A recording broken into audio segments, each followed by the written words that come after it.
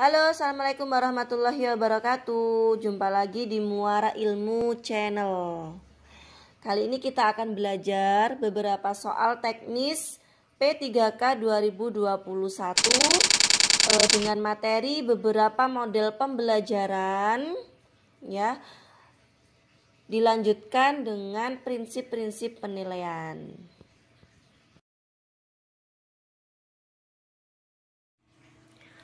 Urutan langkah problem based learning. 1. Memonitor keaktifan dan perkembangan proyek. 2. Mengorganisasikan peserta didik untuk belajar. 3. Membimbing penyelidikan individu maupun kelompok. 4. Orientasi peserta didik pada masalah. 5. Menganalisis dan mengevaluasi proses pemecahan masalah. 6. Mengembangkan dan menyajikan hasil karya. Dan 7. Pertanyaan mendasar. Bapak Ibu harus hafal dengan sintak atau langkah-langkah beberapa model pembelajaran. Salah satunya adalah langkah problem based learning. Seenggaknya Bapak Ibu itu tahu langkah awal dari problem based learning itu apa. Ya, kita harus mengingatnya bahwa langkah awal dari problem based learning adalah orientasi peserta didik, sehingga opsi A, B, D sudah jelas salah. Nah, sekarang kita lihat di opsi C 4, 2, 1, 6, 5, opsi E 4, 2, 3, 6, 5. Oh, di sini bedanya aja hanya ini 21 dan 23. Kita lihat opsi 21. 2. Mengorganisasikan peserta didik untuk belajar. Aman ya. Satunya, memonitor keaktifan dan perkembangan proyek. Nah, di sini ada kata proyek. Jelas salah ya, karena kalau proyek itu ya pasti termasuk dalam model pembelajaran project based learning, sehingga tidak ada jawaban lain, sehingga yang benar adalah opsi E. Nah, itu sebagian dari tips untuk menjawab urutan langkah-langkah model pembelajaran. Urutan langkah inquiry. 1. Pengorganisasian dan formulasi eksplanasi. 2. Orientasi masalah. 3. Pengumpulan data dan verifikasi. 4. Analisis proses.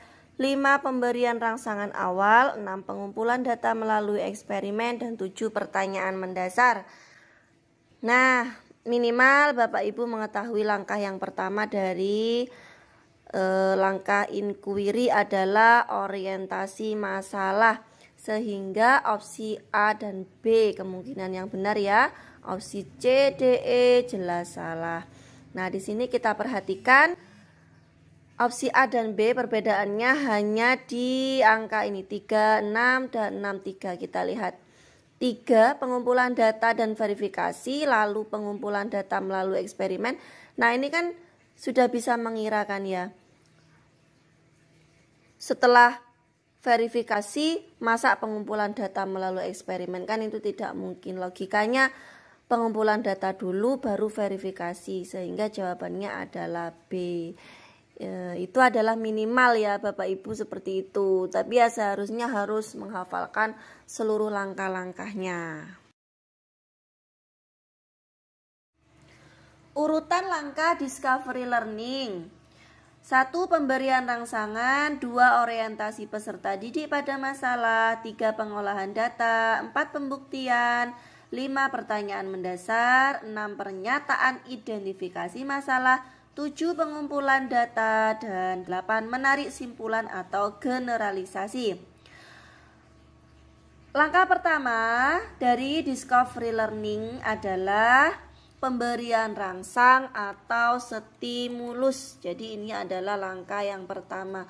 Sehingga opsi yang kemungkinan benar adalah opsi A dan opsi E ya.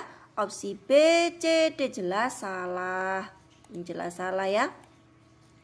Lalu kita teliti, di sini perbedaannya apa? 167 sama, di sini ada 34 dan 4 dan 3. Kita tahu nih, 3 dan 4. Kita perhatikan.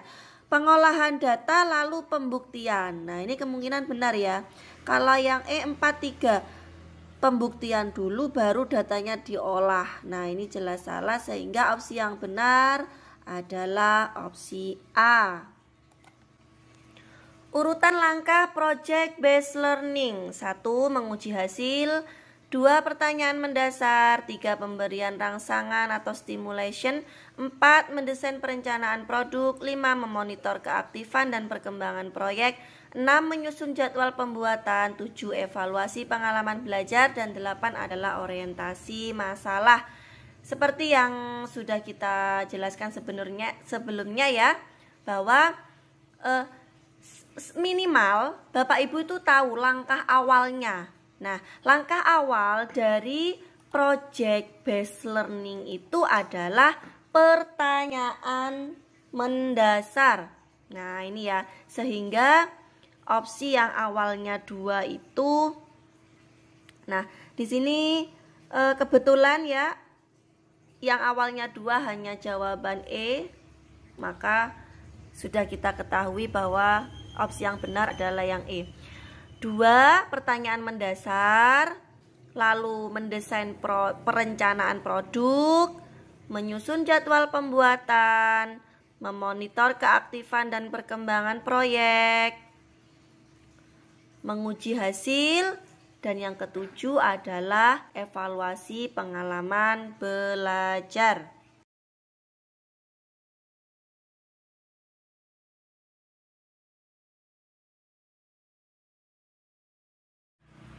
Kegiatan pembelajaran yang merupakan implikasi teori belajar Ausubel adalah A. Kegiatan refleksi pembelajaran umpan balik. B. Belajar sesuai dengan perkembangan kognitif peserta didik. C. Memanfaatkan hasil belajar untuk meningkatkan motivasi belajar. D. Memaklumi akan adanya perbedaan individual dalam hal kemajuan perkembangan. Dan E. Pemberian kegiatan persepsi materi dengan menghubungkan materi ajar dengan materi sebelumnya. Hal yang perlu kita ingat pada penerapan atau implikasi teori Ausubel adalah pemberian kegiatan apersepsi materi dengan menghubungkan materi ajar dengan materi sebelumnya. Jadi jawabannya adalah E. Penilaian harus mampu mengecek ketercapaian kemampuan adalah prinsip. Nah, kata kuncinya di sini ya, ada mengecek. Nah, mengecek berarti checking, ya, checking up. Berarti jawabannya adalah B. Penilaian harus mampu menyimpulkan apakah peserta didik telah mencapai kompetensi yang ditetapkan atau belum. Hal ini sesuai dengan prinsip penilaian: A. Keeping track, B. Finding out, C. Checking out, D. Checking out, dan E. Summing up. Nah, di sini kita dapatkan kata kuncinya ya. Penilaian harus mampu menyimpulkan. Nah, jika ada kata kesimpulan, maka jawabannya adalah summing. Summing itu dari arti penjumlahan.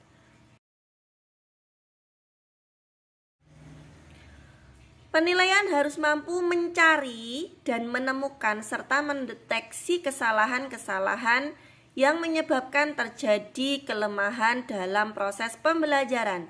Hal ini merupakan prinsip finding out, checking up, keeping track, checking out, dan summing up. Nah, di sini kita dapatkan kuncinya ya, mampu mencari. Nah, kalau mencari berarti finding. Nah, finding out yang ini jawabannya.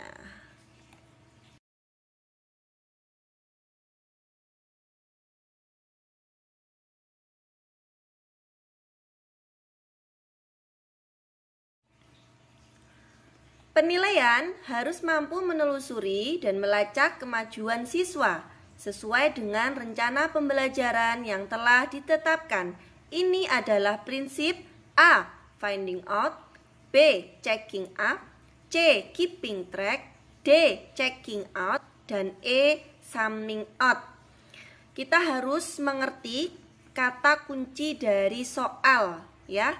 Yang harus kita teliti adalah ini kata kuncinya, menelusuri dan melacak.